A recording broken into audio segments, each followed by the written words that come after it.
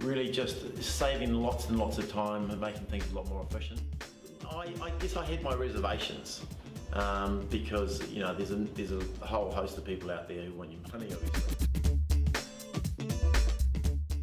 Adding value to the client in each step or each time that there's a interaction or communication with the client.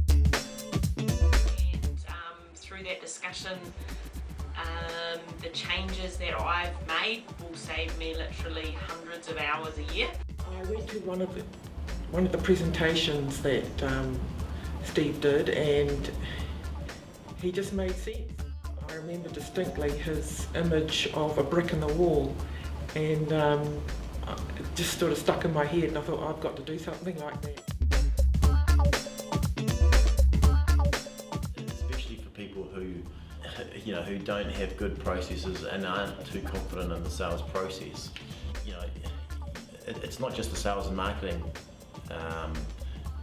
blueprint, it's a whole business blueprint.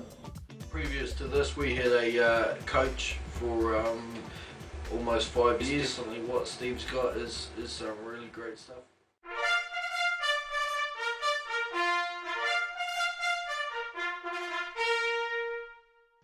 Hi, Steve Oliver here again, and welcome to the next video in the Landscapers Bootcamp series. In the last video we took a look at the Landscapers marketing ladder, or how when you adjust some of the dials within the landscape business, how it can have a massive impact on the profit generated by that business. And how traditional advertising often fills the ad agency's bank account with your cash.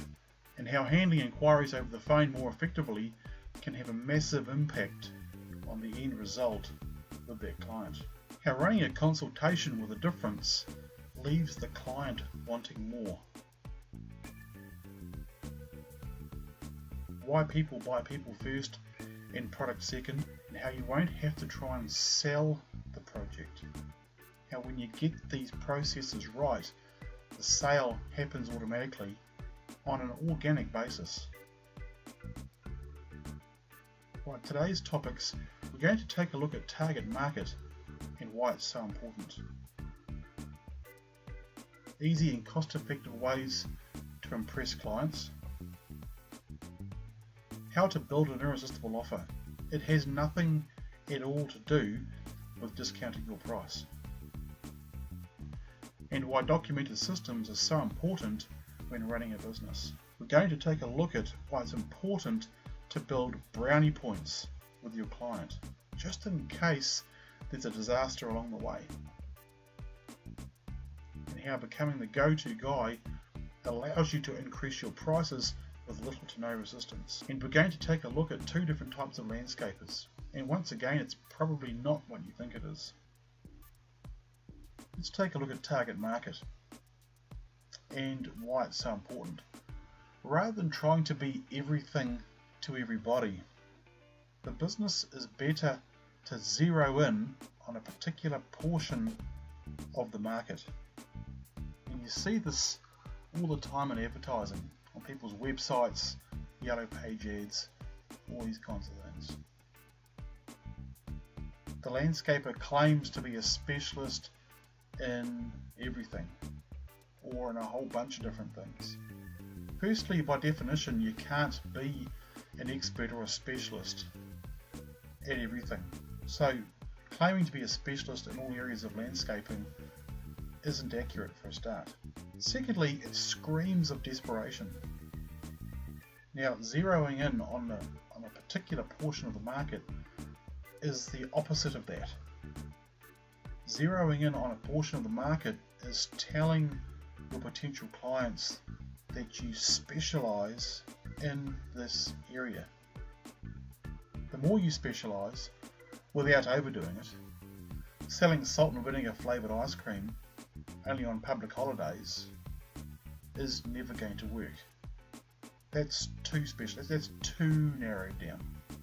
The other thing too is the narrowed down market approach that you're targeting needs to actually exist. For example, nobody actually wants salt and vinegar flavoured ice cream. So it doesn't matter how much you narrow that market down, it's just never going to work. But when you become the specialist, things change for the landscape business owner. A business that tries to be everything to everybody, it just doesn't win. As I said before, it screams of desperation. And people see right through that kind of stuff. People don't believe that kind of hype anymore. It often ends up being nothing to nobody. And a classic example of that, there was a coffee shop less than 1 kilometre away from where I live. And when it opened, they did the usual stuff, coffee and cafe type food.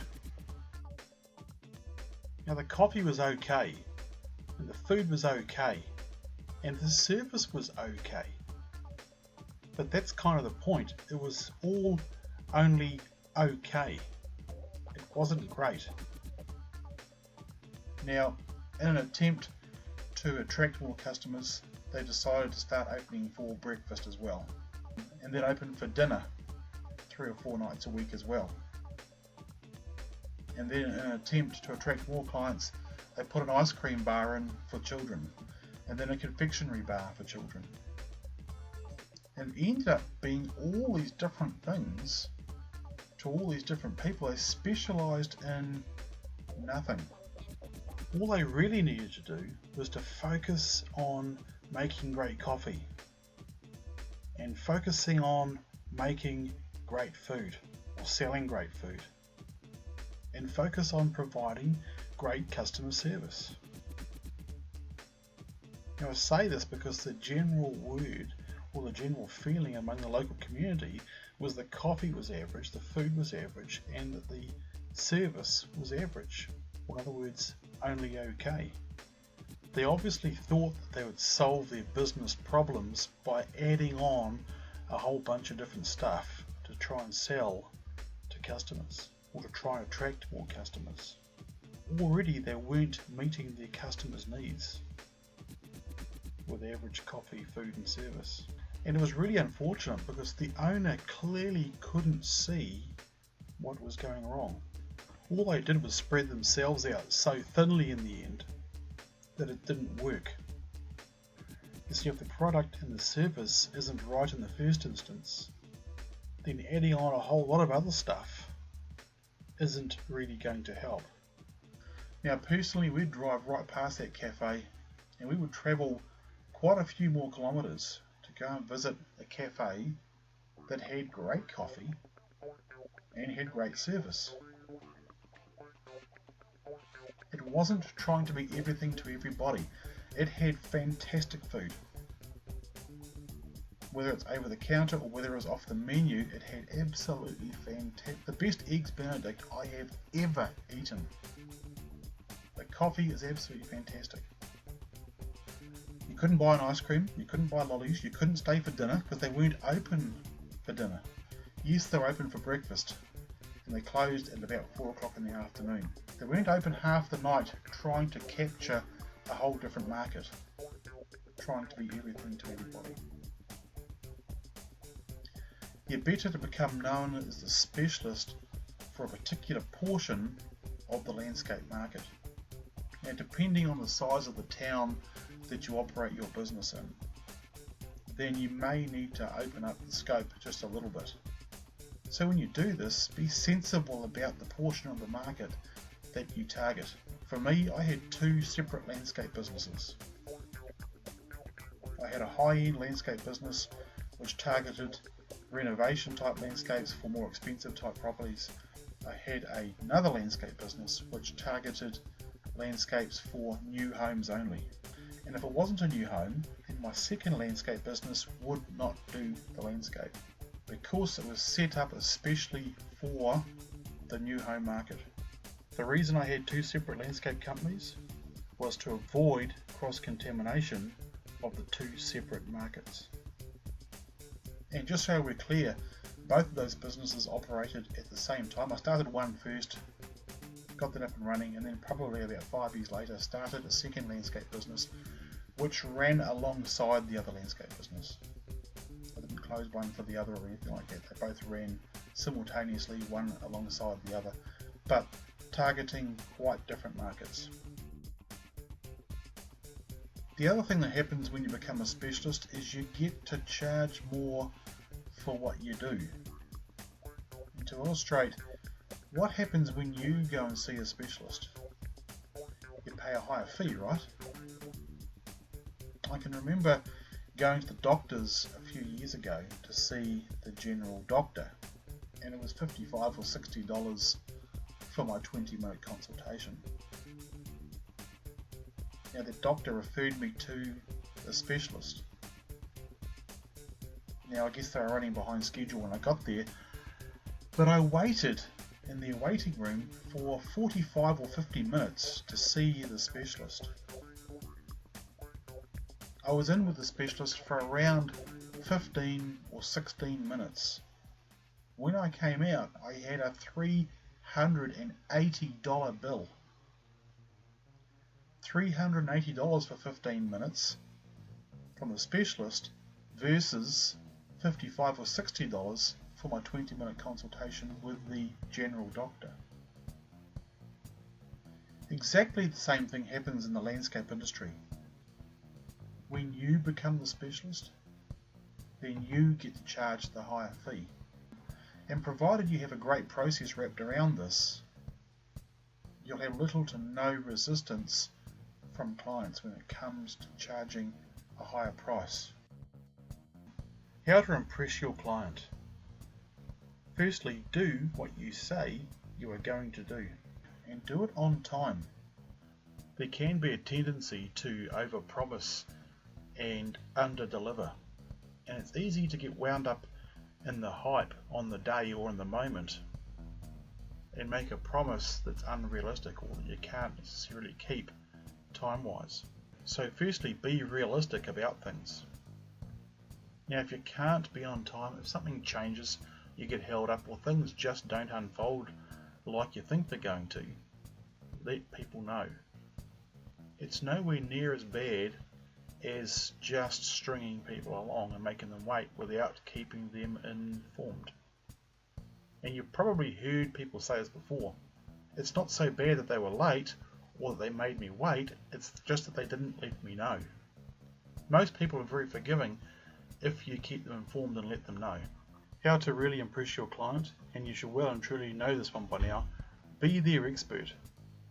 I cannot begin to explain to you how important it is that the client or the potential client sees you as an expert, as their local expert, or as their go-to guy or go-to person. Again, think about this from your own experiences. When it comes to spending a reasonably large sum of money on something, or when it comes to something really important, i.e. going to see a medical specialist, you definitely want to go and see an expert in that field. Also, as I've already mentioned, when you become the expert or the specialist, you get to charge more.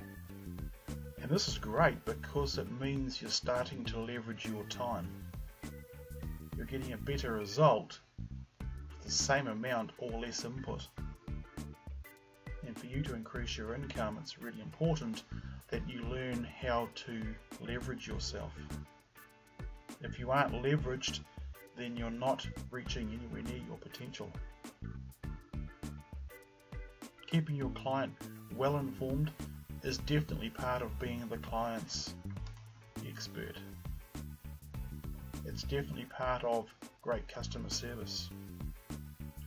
You see, one of the reasons you're in business is to get referrals. The reason you want referrals is because it's low cost marketing. Your very happy customers do the marketing for you because they tell other people about you and how great you are and how great your company is. Now, if you only provide good customer service, they're not going to go and tell too many people, if any people at all, because people expect good customer service. Good customer service is the minimum required or the minimum expected level of service. Think about it for yourself. When you've been out to a restaurant or to a cafe or wherever it is. You don't come out and start raving to friends and family because you had good customer service. Hey, guess what? I had acceptable or good customer service. It just doesn't happen. It has to be great or exceptional customer service before you start telling people about it. And it doesn't matter what business you are in, that is a common denominator, or that is a common principle across all industries or business. Now, this is all assuming, of course, that you're still providing a great product, whether the product's plans or whether the product's landscapes or whether it's both. You still have to know your salt, but on top of that you have to provide great or exceptional customer service, of course along with fantastic added value. We'll talk about that as we go. Stay in contact with your client. After the fact. So keep them well informed during the process, and stay in contact with your people once you are finished. Be different. It's all too easy to be like everybody else. And we all like to think we're different. We all like to think we have a better product or better service or whatever it may be. But have you really got better product? Have you really got better service? You really need to stand out in the crowd. See, the human eye and the human brain is trained to spot the difference very quickly. If this image represents all the landscapers in your town, you want to stand out from the crowd. You want to stand out from the crowd for all the right reasons, of course. But be different. How can you be different? Start running a consultation like we've been talking about. I'm telling my friends and my family, and for that matter colleagues, about my landscaper. I'm telling everyone about mine. Me too, and me, yeah, me too, and me. Now again, think about your own experiences as a customer. You've got to be really impressed before you start telling people about the experience. So, good news, in other words, travels relatively slowly, whereas bad news, on the other hand, is lightning quick. Now, if you need proof the bad news travels lightning quick, pick up this afternoon or tomorrow morning's newspaper. It is full of bad news, as will the 6 o'clock news on the TV this evening, as is every update on the news on TV, as is the late news, the breakfast show news, every other news you can lay your hands on. Bad news travels quickly. When someone receives bad service or bad product or both, they almost see it as their duty to warn friends, family, colleagues against going there. When the customer receives great or exceptional service, product, or both, again, it almost seems like their duty to then direct friends, family, colleagues to that business, because they love the experience they've just had with that business or with that business owner or with that landscaper or whatever it may be. And this is when it becomes super important that you are consistent, that you consistently offer the great service or the exceptional service and product. Because when somebody recommends you to their friends, family, colleagues, it's important that you deliver the same level of great or exceptional service and or product, because their expectation will be high. And because expectation is the mother of disappointment, you need to then make sure that you are very consistent and always, in fact, be striving to improve your service and your product to your clients. How to build an irresistible offer. How to get clients to jump into your fishbowl. There are 3 golden rules. 1, it has nothing to do with discounting price. fact, there's another writer downer. Building an irresistible offer has nothing to do with discounting your price. 2. Discover what the client desires / can actually afford, in other words the budget or the spend limit. And it's really important that you adjust their expectations as and if necessary.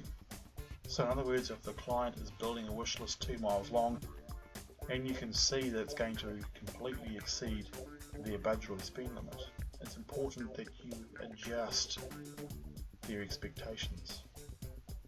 Now you're not going to get a client that wants to spend $30, $40 or $50,000 to spend $250. 99.9% of the time that's just not going to happen. So you have to adjust their expectations the other way. You have to adjust what they want to have into their landscape and make it more realistic. 3. Become their go-to guy. Now I know I keep coming back to this go-to guy, trusted expert, trusted advisor thing, but like I said before, I cannot express enough how that's just so critically important when it comes to selling landscapes. And by the way, if you're wondering, did I discount my price? Yes, I did in the earlier days. When I first started out landscaping, I, like most people, believed that price was the or one of the most important factors when it comes to selling landscapes. So once I worked out the processes that I'm talking about in these videos, did I ever discount my price? The answer is never. No, I would never, ever, ever discount my price. In a nutshell, positioning is the reason we never had to discount our price. It's the way the client viewed me and my company. The added value at the pre-consultation stage. Positioning myself as the industry expert. But most importantly, because we knew the budget we were working to, or the spend limit we were working to, we knew in advance when it comes time to presenting the client with their quote or with their pricing for their landscape, we knew in advance that we were meeting the client's needs in terms of what they can afford to spend. So there's absolutely no need or reason to discount. Now there's actually a fourth golden rule: add value far in excess of what the client expects. And I do that right at the very beginning when they meet me for the first time at the pre-consultation. I add value far in excess of what the client expects. The free booklet, the free DVD, the sketches, the process that we take them through. Very quickly they can see that we know what we're doing. We're adding value by discovering spend limit or budget with the client, because it avoids, and write this down, it avoids disappointment for the client once the landscape has been designed and priced. Because again, it comes back to, if they have a beautiful plan drawn but it's 3, 4, 5 times more than they can afford, it actually works against you as the designer and or landscaper, because they're not going to recommend you to their friends, family, colleagues. So add value in excess of what the client expects. So develop low or zero cost, easy to implement added value items. Very, very cheap once you have them done. Yeah, it's going to cost some money to have the DVD made, and yeah, it's going to cost some money to have a booklet designed up and done. But once they're done, to replicate the DVD is only a few dollars. To print the booklets out is $50 or under $1 anyway. So very, very cheap, but the value to the client is much, much bigger. Particularly when you do the sketch, the value to the client is huge, because they see for the first time how their landscape is going to look. How keeping in contact with your clients afterwards encourages referrals. I'm talking about after the project's been completed, or if you are a designer, once you've completed the design for the client.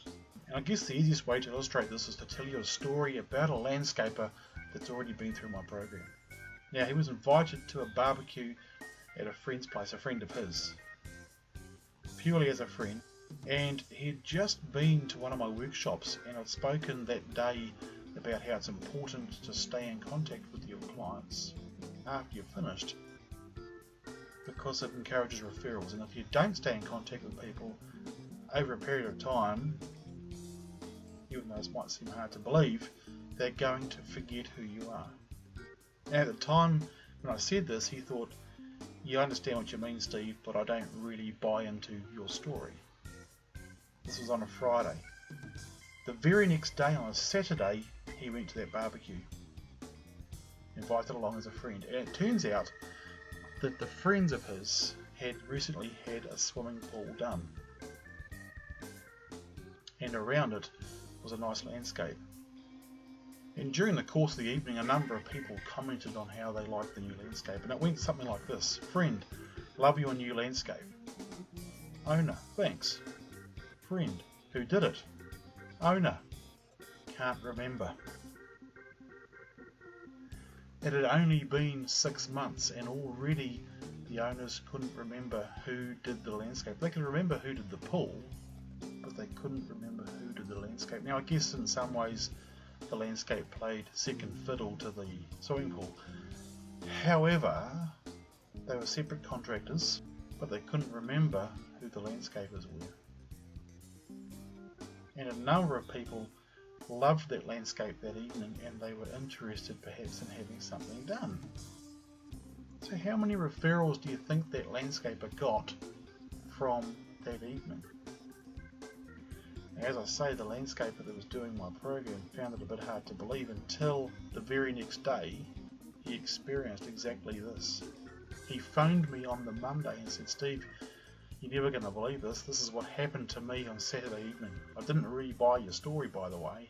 Then this happened. Now I totally get it. By the way, why did this happen?" And the answer is not because they didn't stay in contact with them. Well, yes, that is what happened. But the reason they didn't stay in contact with the owners is because they didn't have to stay in contact with the client system or process or procedure. And again, if you don't have these types of things systemized, so you have a process or a procedure that you follow automatically, then you are just another brick in the wall landscaper that takes the money and runs once the project is finished. So not only do the clients perhaps forget who you are, but they potentially also feel abandoned. Why documented systems are so important when running a business. And developing systems and marketing strategies can seem a bit like solving one of these. It can seem like a near impossible task, or even an impossible task. And even if you do know how, it still seems like a mountainous task that you have ahead of you. And the reason for this is, it is a mountainous task. It is a huge undertaking to develop a series of marketing strategies that really truly work for your landscape business or for any business. It's an even bigger task to then integrate those into your systems, which of course need to be written up into procedure manuals. The good news is, once you get the hang of it, it's really only a matter of repeating the same process over and over. In other words, once you work out what to do with your marketing strategies, and once you've integrated them into daily, weekly or monthly systems, depending on what it is, you simply repeat the process over and over. The benefits of having your business systemized are more predictable, and it takes away most of the guesswork. Now, it's important that your systems are documented into procedure manuals. And there's several reasons for this, and we'll take a look at that in a few moments. But by having your business systemized, it makes it much easier to run. It's easier to expand the business because it's easier to train other people. You see, when everybody marches to the beat of the same drum, things flow a lot easier. Everybody's playing by the same set of rules. It's a great way of controlling costs in the business. And the business usually has a higher value and is easier to sell. By the way, you'll notice I've mentioned documented systems. You see, most businesses have systems, they're just not always or not usually written down. And the value in the system, apart from making it easier to run your business and all these kinds of things, is the fact that it's written down. A business that has written procedure manuals often has higher value and is easier to sell. If the systems aren't written down, then it's all in somebody's head. As soon as that person's gone, whether it's an employee or whether it's the owner, then those systems are kind of gone too. And there goes some of the value of that business. Why it's important to build brownie points with your client. So if this scale represents brownie points, so this is 0, this is obviously the right side of things, and down here is the wrong side or the negative side of things. And this is how to put things right before it goes wrong. So just in case something goes wrong, it's important to have some brownie points up your sleeve. So you build your brownie points with the client from the very outset. On the phone is part of your positioning process, starting to build brownie points. So you have the PCC and you continue, in other words, the pre-consultation, consultation, and you continue to build brownie points with that client. So good systems and procedures help you to achieve this. Again, even if you're a one-man band, it means you're marching to the beat of the same drum with every client. So you've got consistency across all clients. So if you happen to have a mishap along the way while you're designing the landscape, if you're a designer only, or while you're implementing the landscape, if you have a mishap along the way and you lose some brownie points, you're still okay. You've still got some brownie points in the bank. If you start off with 0 brownie points, which we all do of course with their clients, well, that's not quite true actually. If the client has been referred to you by another very happy client, you kind of have some default brownie points in the bank already or up your sleeve already. Which also means, and it's the flip side to it, is that the client has a high expectation of you already, probably. So again, it's important that your business is systemized with good procedure manuals and that you are consistent and that you, like I said earlier on, that every client receives the same fantastic treatment. But if you build no brownie points or even a small amount of brownie points and you have some kind of reasonably major mishap with the client, then you're probably in trouble. You're going to go into the negative brownie points with the client and they're going to start telling people. Particularly if you have several problems along the way and you've built no positive brownie points with the client, you're going to dump yourself straight into the negative. And once you get into the negative brownie point situation with the client, you see the client's attitude towards you and your business changes. And it can be very, very difficult, if not impossible, to climb out of that hole with the client. The client sees you and sees your company different, and everything you do that's not quite right, they will notice it. And they will bring it to the surface and they will make a big deal out of it. If not to you, to friends, family, and colleagues. In fact, chances are not to you, chances are to friends, family, and colleagues. They'll only let you know when things get really bad. So if they're starting to talk to you about things they're not happy with, you can guarantee, or all but guarantee, they've already talked to other people about it. If they haven't, they're going to. And if it gets to the situation, then it's kind of too late. You've kind of blown it with that client. Look, don't get me wrong, we all make mistakes. I've had my fair share of disasters, but this is one of the tools that you can use to get on the right side of the ledger with the client from the very outset, just in case something goes wrong. How becoming the go-to guy allows you to increase your charge out rates with little or no resistance. And before we get into that, have you ever noticed how, generally speaking, the client tends to undervalue their landscape? If you think back to this guy, got the surprise of his life when he received the quote from the landscaper. This is because people just don't get it. On average, the client doesn't understand what it will cost to have a really good landscape done. They don't always understand that what they're looking at in the magazine is a $200,000 landscape, but their spend limit is $20,000, $30,000 or $50,000.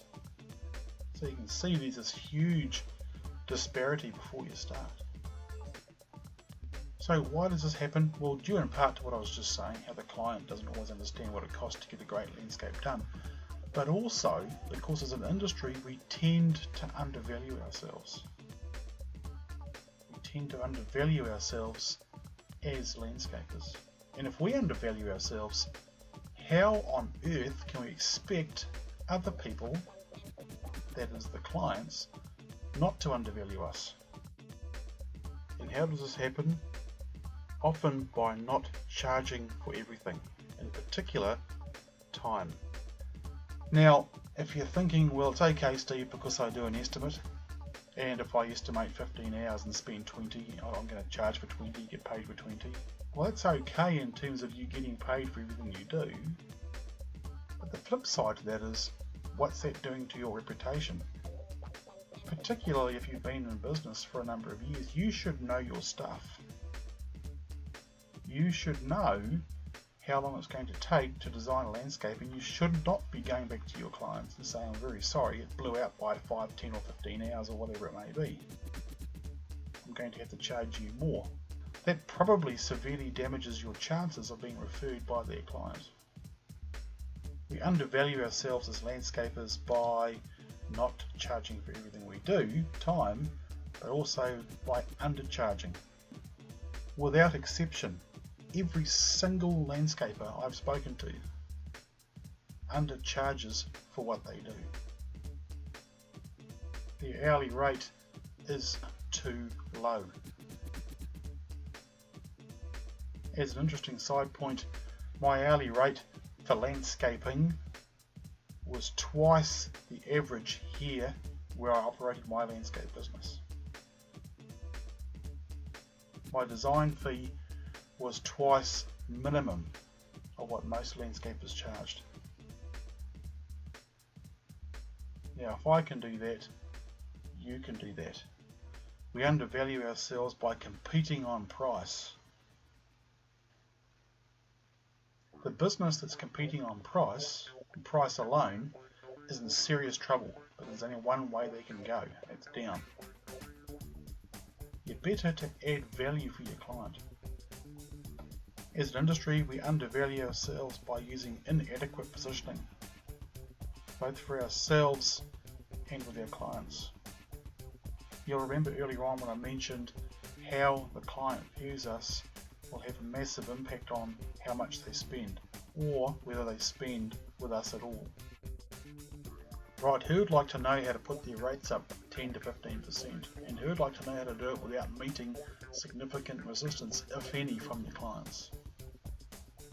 Well, I reckon probably most of you will want to know how to do that. So are you ready? Because here's how you do it. You put your rates up 10 to 15%. And if you're thinking, huh? Is that it? Well then, yep, that's it. To put your price up 10 to 15%, just go ahead and do it. And for those that are thinking, you know what, Steve, I can't put my prices up 10 or 15% because if I do, I'll lose half my customers. Or I won't get most of my quotes accepted and convert them into clients. Look, if you believe that, and this is the blunt truth, if you believe that kind of crap, then you're going to keep getting what you get right now. Just go ahead and put your price up 10 or 15%.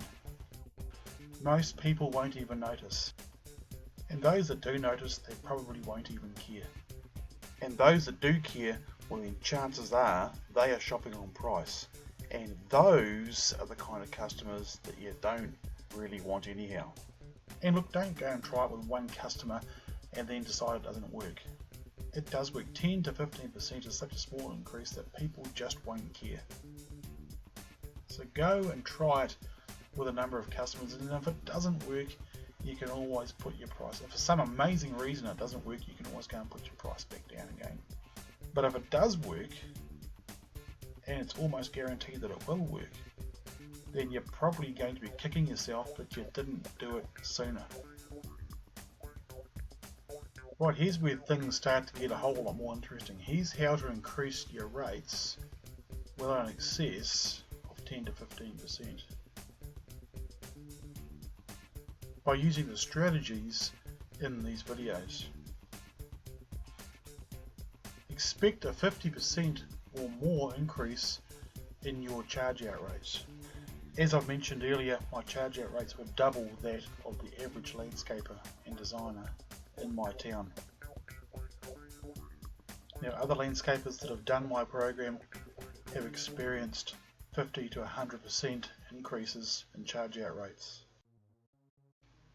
The two different types of landscapers. The first type of landscapers are hunters. And the problem with being a hunter type landscaper is that when you've made the kill, or once you've done the transaction or finished the transaction, then you've got to keep actively searching for the next transaction. You've got to start looking again. It's a bit like what I mentioned earlier with the business owner having to go around and around and around in circles, forever having to chase the work and do the work.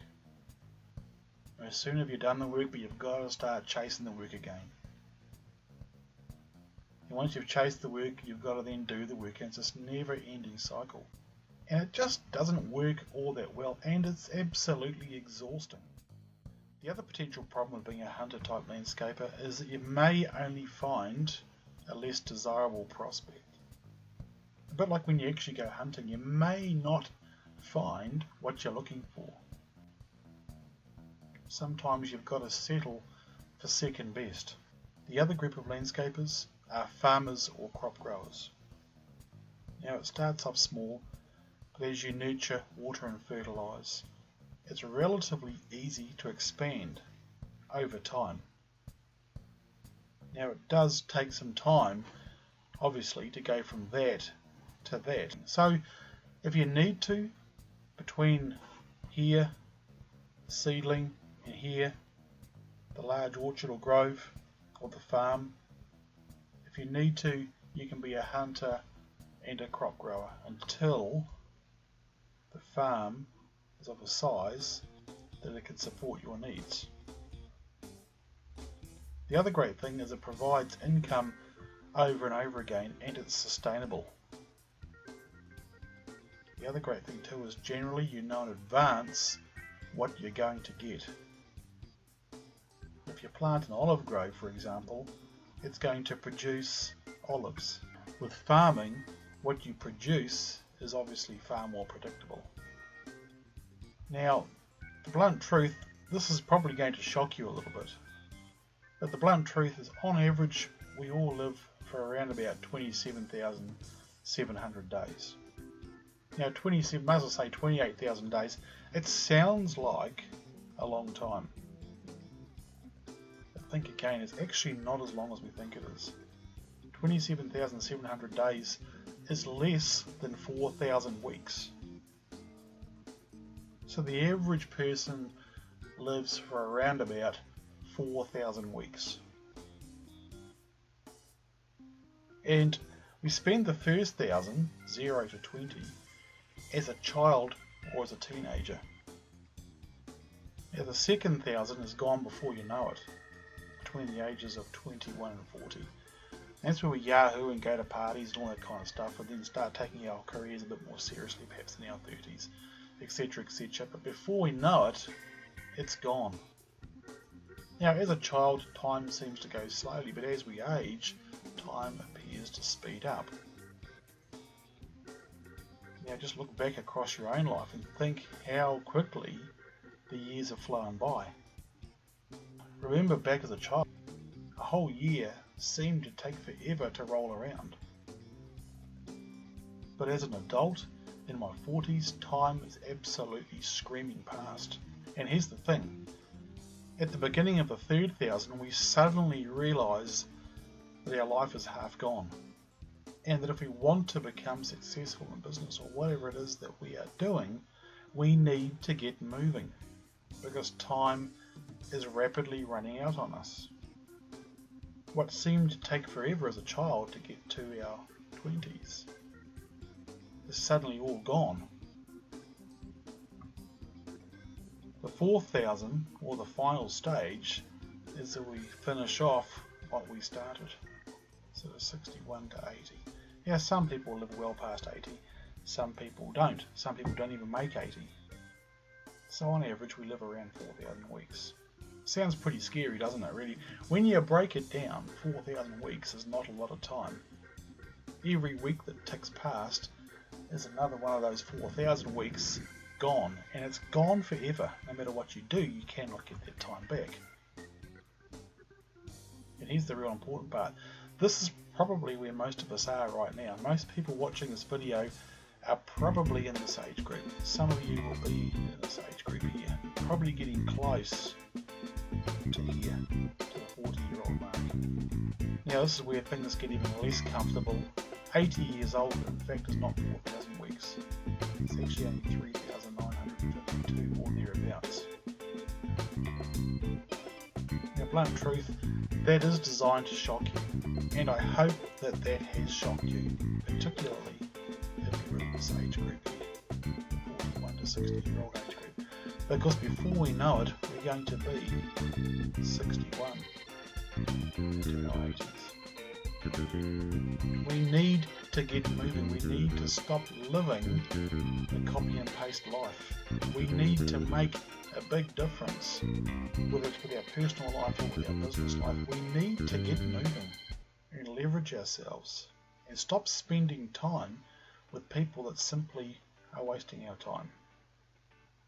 We need to have good, solid marketing strategies for our business that work and produce the results for us that we want and need. Time is your most precious commodity, and I said that earlier on in this video series. And anyone that didn't take that all that seriously, take a closer look at this. You can see that your life is literally melting away right before your very eyes. And whether you do my program or whether you do your own thing doesn't matter. It makes no difference to me. The fact remains is that we all only get around 4,000 weeks, and we have to make that time count before it's all gone. Now, what I've talked about in these videos has really only skimmed the surface. The great news is that I can actually offer you a shortcut. You'll remember earlier on that I spoke about fishing in a particular lake and how I tried it on and off for years and wasn't successful in doing so. We caught a handful of trout over a number of years. What I eventually did and should have done in the first instance was ring up my old buddy that lives over there, who took me out fishing one afternoon, and you can see the result right there. You remember also that I spoke about the easy way or the hard way to learn business and the easy and hard way to do business, and that you have a decision to make. Well, now you have another decision to make. Do you watch the next video where I show you the easy way, or do you go about doing things your own way or the way you always have done things? Look, it doesn't matter what you do. It doesn't matter to me whether you use my stuff, whether you use somebody else's stuff, or whether you go ahead and do your own thing. Time is not going to stand still and wait for anybody while we work it out. It took me a decade to work out what I've been talking about in these videos. So if you've got all the time in the world, please and by all means go and work out your own stuff. If time is more important to you, then I highly recommend that you watch the next video, which I'll send you in a few days. In the next video, I'll be showing you how to develop your own set of systems and marketing strategies. Now, it will still take you a long time. It will probably still take you years to get this right. If you've got time, I'm going to show you how you can do it for yourself. And this is a bit of added value that I'm going to give away in the next video. If, however, time is more precious to you, I have a set of pre-done modules containing step-by-step systems and marketing strategies. Marketing strategies that are the golden thread woven through every module. Now, these aren't generic, these are a step-by-step process. Step 1, do this. Step 2, do this. These are the actual systems that contain the marketing strategies that I used for my own business, written into step-by-step systems modules. So again, you have a choice to make: the hard way or the easy way. In the previous video, I mentioned that I'm going to introduce you to some of the landscapers that are using the strategies and processes that I've spoken about in this video series. Yeah, I'm going to leave you with them now so you can see who they are and you can listen to their stories. But before I go, once again, I'd like to thank you for taking the time, some of your precious time, to watch my video series.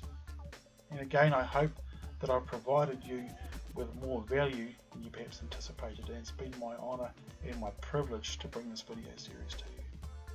So again, thanks for watching, and we'll catch you in the next video. Cheers. Hi there, Rod and Jen. We've been on Steve's program now for 2 to 3 months. We've still not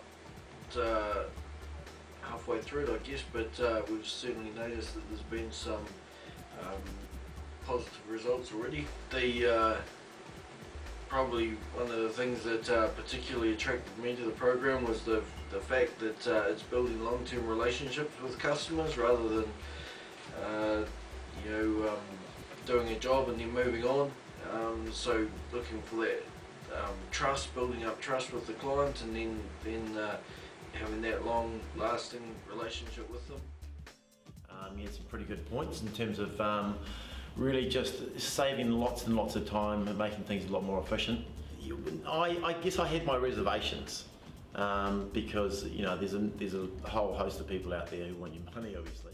And again, he brought forward some points which were just of massive value. And if I'd known these things 10 years ago, I could have made myself a hell of a lot more money. The value in implementing the processes and the procedures into ours has been really massive.